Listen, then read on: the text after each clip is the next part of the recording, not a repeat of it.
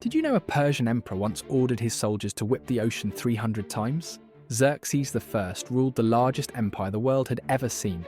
He commanded millions of soldiers and controlled lands from India to Greece. But in 480 BC, he faced a problem. He needed to move his massive army across the Hellespont Strait to invade Greece. So he ordered his engineers to build a bridge across the water, a marvel of ancient engineering, stretching over a mile long. Then disaster struck. A violent storm destroyed the entire bridge in one night. Most rulers would rebuild and move on, but not Xerxes.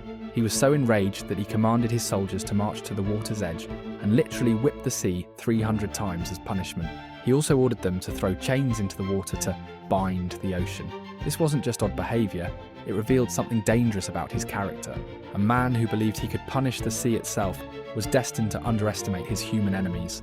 And that's exactly what happened when he met the Greeks.